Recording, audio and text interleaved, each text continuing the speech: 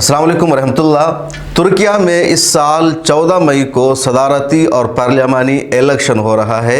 2 महीने का वक्त बाकी रह गया है और ये इलेक्शन तुर्की के मौजूदा सदर रजब तय्यिप एर्दोगान के लिए बहुत ही अहम है। तय्यिप एर्दोगान पिछले 20 सालों से तुर्की में इक़्तिदार में हैं और इस 20 सालों में उन्होंने आलम इस्लाम का और दुनिया भर के मुसलमानों का दिल जीतने का काम किया है। दूसरी तरफ अमेरिका, मगरबी मीडिया, पूरे मगरबी दुनिया और इस्लाम दुश्मन ताकतों को उन्होंने घुटने टेकने पर मजबूर किया है, उनकी साजिशों को नाकाम बनाया है। इस्लाम और मुसलमानों के ख़िलाफ़ दिन रात उनके जो मंसूबे होते हैं उस पर तय्यिप एर्दोगान ने पानी फिरने का काम किया है। इसी वजह से साल 2023 का ये इलेक्शन रजब तय्यिप एर्दोगान के लिए बहुत ही टफ और मुश्किल हो गया है। पिछले 20 सालों से रजब तय्यिप एर्दोगान ज़रूर इक़्तिदार में मौजूद है। कभी वो वज़ीर आज़म बनकर इक़्तिदार में रहे और अब सदर बनकर इक़्तिदार में है। वो इतने ताकतवर एक मरतबा हो गए थे कि उन्होंने अपने मुल्क का सियासी निज़ाम ही तब्दील कर दिया था। तुर्की में पार्लियामानी जमहूरियत थी जिसको उन्होंने सदारती निज़ाम में तब्दील कर दिया था साल 2016 में, और उसी के बाद से पूरा अमेरिका, मगरबी दुनिया उनके पीछे पड़ गई है। अमेरिका इतना बड़ा तय्यिप एर्दोगान का मुखालिफ है कि आप अंदाज़ा लगाइए, अमेरिका के मौजूदा सदर जो बाइडन जब अपने मुल्क में सदर का इलेक्शन लड़ रहे थे तो उनके मैनिफेस्टो में, उनके इंतखाबी एजेंडा में ये बात शामिल थी कि वो अगर चुनाव जीत गए तो रजब तय्यिप एर्दोगान को दोबारा तुर्की में इक़्तिदार में आने नहीं देंगे। आप अंदाज़ा लगाइए कि रजब तय्यिप एर्दोगान आखिर कितना खटकते हैं अमेरिका की आंखों में। तय्यिप एर्दोगान की वजह से कितना नुकसान हो रहा है अमेरिका का, और मुसलमानों को परेशान करने का जो एजेंडा है उस पर अमेरिका शायद अमल नहीं कर पा रहा है, और वो वजह है तय्यिप एर्दोगान, जिसकी वजह से उन्होंने अपने इंतखाबी मैनिफेस्टो में शामिल किया कि एर्दोगान को हराएंगे। पूरी मगरबी दुनिया लगी हुई है और जैसे जैसे वक्त नज़दीक होता जा रहा है तय्यिप एर्दोगान के लिए अमेरिका और मगरबी दुनिया परेशानी खड़ी करती जा रही है। लेकिन दूसरी तरफ ये तय्यिप एर्दोगान है जिन्होंने तुर्किया में नई नस्ल की परवरिश की है, वहाँ के मिजाज को बदला है, वहाँ के माहौल को बदला है और आवाम के दिलों में अपनी जगह बना ली है। इसलिए जो तुर्किया की सियासत के एक्सपर्ट हैं, जो माहिरीन हैं, जो तज्ज़िया निगार है, वो कह रहे हैं कि रजब तय्यिप एर्दोगान ने कोई कच्ची गोली कभी भी नहीं खाई है और साल 2023 के सदारती इलेक्शन में भी उनको हराना मुश्किल होगा। तय्यिप एर्दोगान साल 2002 से तुर्किया के इक़्तिदार में है। पहले वो वज़ीर आज़म बने, उसके बाद जब उनके लिए वज़ीर आज़म बनना मुश्किल हो गया तब उन्होंने तुर्किया के सियासी निज़ाम को पार्लियामेंट से सदारती निज़ाम में तब्दील किया। 2018 में इलेक्शन हुआ और उसमें वो 52% वोट हासिल करके सदर बन गए, और उनके सदर बनने के बाद ही तुर्किया में जो अपोजिशन पार्टियां थी उन्होंने मुश्तरका कोशिश की, जिद्दोजहद की कि हर हाल में अगले चुनाव यानी साल 2023 में रजब तय्यिप एर्दोगान को हराना है, इक़्तिदार से महरूम करना है। और तमाम अपोजिशन पार्टियां एक होकर प्लानिंग करने लगी और इस वक्त पूरी मगरबी दुनिया और अमेरिका उनके साथ है। और अमेरिका की जो मीडिया है, वेस्टर्न वर्ल्ड की जो मीडिया है, वो सबसे ज़्यादा रजब तय्यिप एर्दोगान के ख़िलाफ़ प्रोपेगेंडा कर रही है, नेगेटिव मुहिम चला रही है। दिन रात सर्वे पेश किए जा रहे हैं और उन सर्वे में तय्यिप एर्दोगान के कद को कम करके बताया जा रहा है और जो अपोजिशन पार्टियों के उम्मीदवार है उनके कद को बढ़ाकर पेश किया जा रहा है। ये तासुर देने की कोशिश की जा रही है कि इस मरतबा यानी 14 मई 2023 को जब वोटिंग होगी तो तय्यिप एर्दोगान चुनाव हार जाएंगे। लेकिन जो वहाँ के माहिरीन हैं वो इसको गलत बता रहे हैं। तुर्किया से अब तक यही खबर आ रही थी कि तय्यिप एर्दोगान के मुकाबले में वहाँ की अपोजिशन पार्टियों को कोई उम्मीदवार नहीं मिल रहा है। कई मरतबा उन लोगों की मीटिंग हुई, बैठक हुई, लेकिन उनको कोई उम्मीदवार ऐसा नहीं मिल पा रहा था जिस पर सब लोग मुत्तफिक हो सके, अवाम उनको एक्सेप्ट कर ले और वो रजब तय्यिप एर्दोगान का मुकाबला कर सके। बहुत ही कोशिश और जिद्दोजहद के बाद पिछले दिनों कमाल कलिचदार ओलो का नाम पेश किया गया, जिनको अपोजिशन पार्टियों का मुश्तरका सदारती उम्मीदवार बनाया गया। और जैसे ही उनका नाम सामने आया, रॉयटर और दूसरी मगरबी मीडिया ने अपने सर्वे में ये बताना शुरू कर दिया कि कमाल कलिचदार ओलो को 56% या 54% आवाम का सपोर्ट हासिल है और तय्यिप एर्दोगान को सिर्फ 46% या 48% आवाम का वोट मिल रहा है। उन लोगों ने यह भी कहना शुरू कर दिया कि जो अपोजिशन का इत्तेहाद, जिसको मिल्लत इत्तेहाद कहा जाता है, उसको 44% वोट मिलेगा पार्लियामेंट के इलेक्शन में। और जो तैयब एर्दोगान की आप पार्टी के इत्तेहाद है, जिसको जमहूर इत्तेहाद कहा जा रहा है, उसको सिर्फ 38% वोट मिलने के इम्कानात है।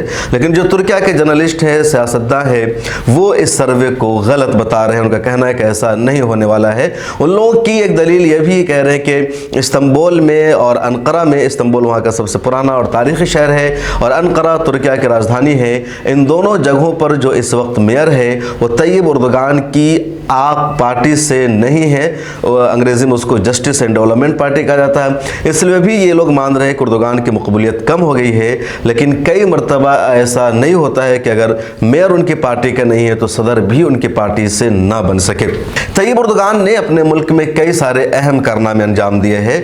तुर्की की सियासी हैसियत भी पाकिस्तान जैसी थी, यानी वहाँ भी फ़ौज बहुत ज़्यादा ताकतवर थी, फ़ौज करप्ट थी, और जब फ़ौज चाहती थी वज़ीर-ए-आज़म को बर्खास्त करके खुद इक़्तिदार में हावी हो जाती थी।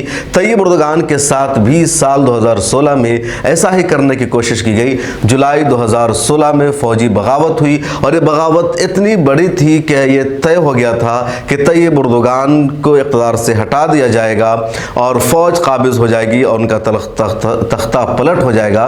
लेकिन तैयब एर्दोगान ने होशियारी से काम लिया, ज़हानत से काम लिया। अल्लाह ताला की उनको मदद मिली और वो इस फ़ौजी बगावत पर काबू पाने में कामयाब हो गए। ये बगावत नाकाम हो गई और इस बगावत के नाकाम हो जाने के बाद तैयब एर्दोगान ने सबसे पहला काम ये किया कि अपने मुल्क के पार्लियामानी निज़ाम को सदारती निज़ाम में तब्दील करने का ऐलान किया। साल 2017 में उन्होंने अवामी रेफरेंडम कराया और रेफरेंडम में अवाम ने अक्सर यानी 50% से ज़्यादा इस हक़ में वोट दिया कि यहाँ के निज़ाम को पार्लियामानी जमहूरियत से सदारती जमहूरियत में तब्दील किया जाएगा। उसके बाद साल 2018 में इलेक्शन हुआ, तैयब एर्दोगान उसमें जीत गए और वो सदर है।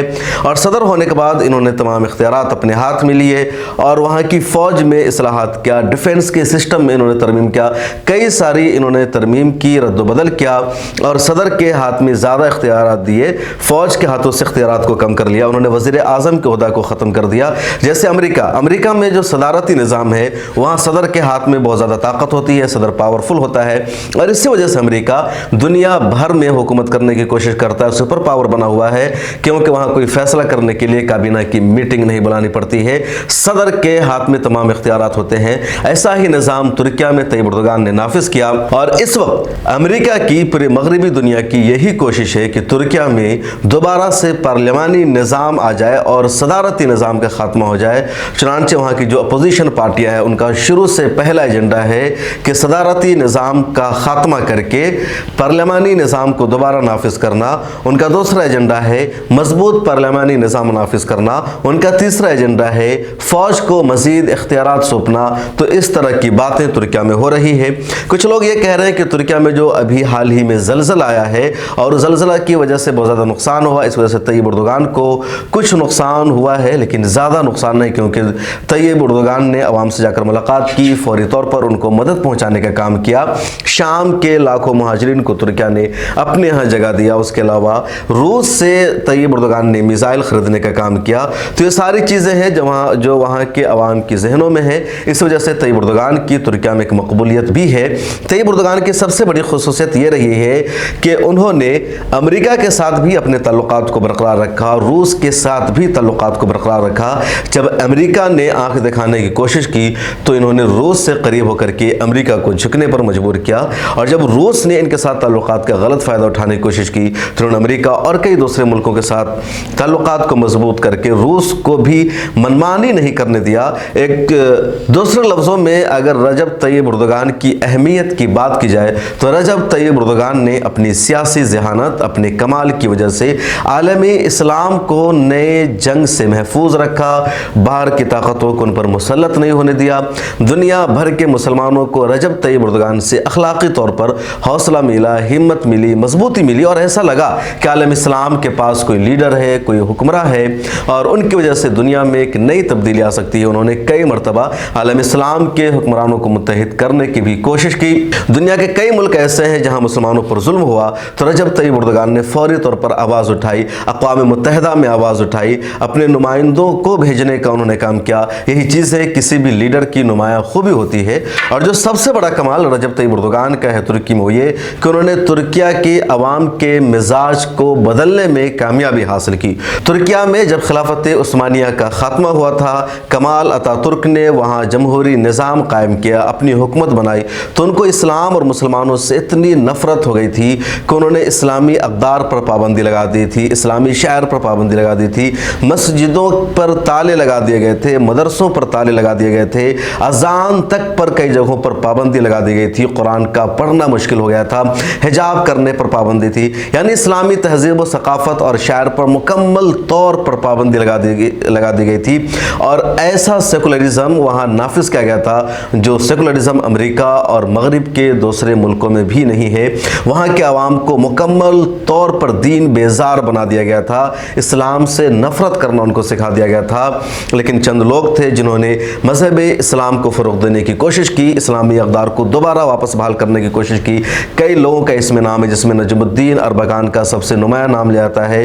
धीरे धीरे वक्त आया और 2002 में तैयब एर्दोगान इक़्तिदार में आ गए, आक पार्टी बना करके, और फिर उन्होंने दोबारा से वहाँ इस्लामी अक़दार की वापसी को यकीनी बनाया, मज़हब इस्लाम को फ़रोग़ दिया, इस्लामी तहज़ीब व सकाफ़त को फ़रोग़ दिया, और जो पूरी आवाम थी, जो वहाँ की जनता थी, उनके जहनों को उन्होंने शिद्दत पसंदी से, सेकुलरिज़म से इस्लाम की जानिब मोड़ दिया और एक बड़ा कारनामा उन्होंने अंजाम दिया। अब जो सर्वे है उसमें यह कहा जा रहा है कि वहाँ सिर्फ अब 20% ऐसे लोग रह गए हैं जिनका झुकाव बाएं बाजू की तरफ है, या जिनके मिजाज में कमाल अतातुर्क जैसी सेकुलरिज़म बाकी रह गई है।